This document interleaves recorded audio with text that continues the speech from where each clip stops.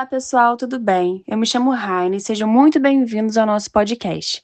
Hoje vamos analisar um ensaio clínico publicado nos Arquivos Brasileiros de Cardiologia, que compara duas estratégias farmacológicas no tratamento da angina instável, o halopurinol e a trimetazidina. Porém, mais do que apresentar os resultados em si, a nossa proposta aqui é construir um raciocínio clínico completo, entendendo o desenho do estudo, interpretando criticamente seus achados e discutindo a sua aplicabilidade na prática. Mas eu não estou sozinha nessa. Estão aqui comigo para fazer essa análise a Luísa, o Henrico, a Jennifer, a Lua, a Maria Fernanda, a Roberta, a Isabela e o Yuri.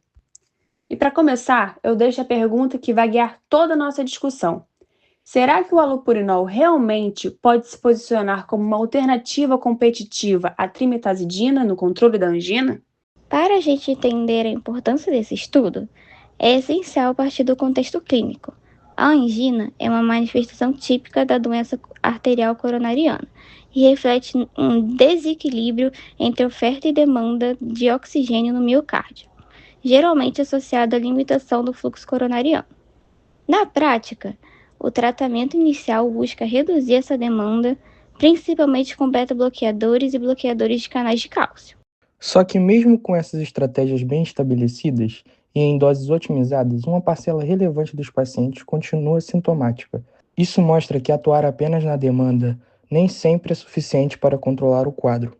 E é justamente aí que entra os antianginosos metabólicos, que mudam um pouco essa lógica. Em vez de reduzir o consumo, eles tornam o uso de oxigênio mais eficiente, especialmente em situações de isquemia.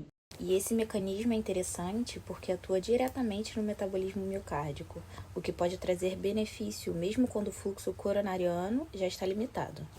Perfeito! E dentro desse grupo, a trimetazidina já tem um papel bem consolidado, enquanto o halopurinol começa a ser estudado por um mecanismo diferente, ligado à redução do estresse oxidativo.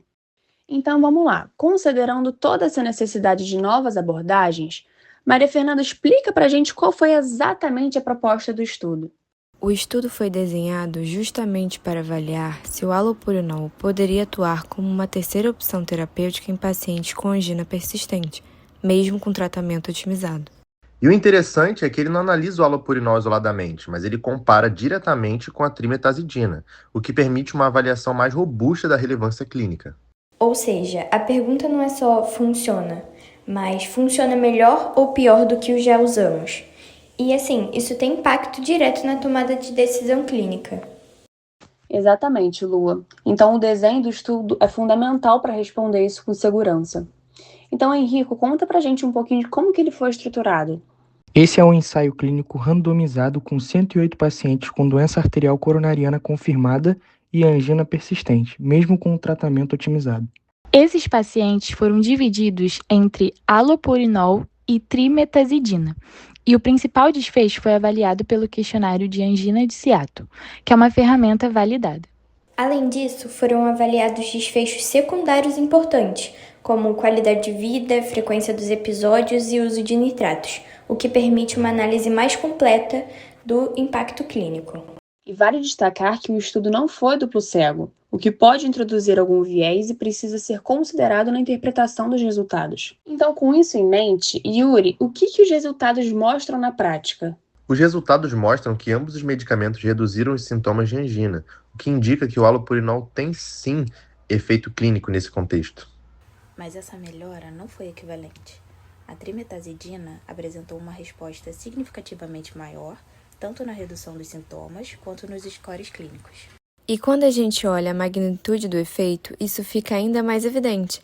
A melhora foi aproximadamente 2 vezes maior com a trimetazidina.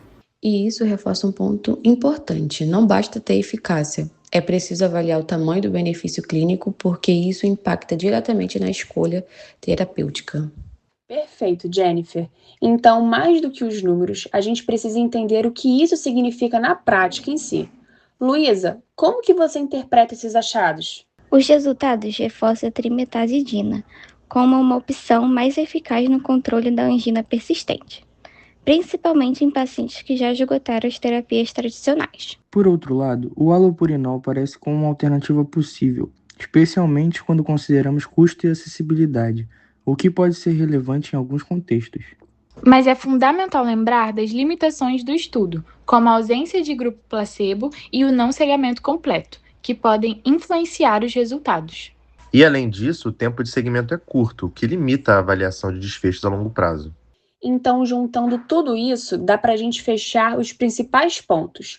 Lua, como que você resumiria? Então, de uma forma geral, ambos os medicamentos são eficazes, mas a trimetazidina apresenta maior benefício clínico. O halopurinol pode ser considerado uma alternativa, principalmente pela relação custo-efetividade. Show, pessoal! E com isso, a gente encerra o episódio de hoje. Esperamos que essa discussão tenha ajudado vocês a entender não só o artigo em si, mas como analisá-lo de forma mais crítica. Se foi útil, compartilhe com seus colegas. Até o próximo episódio!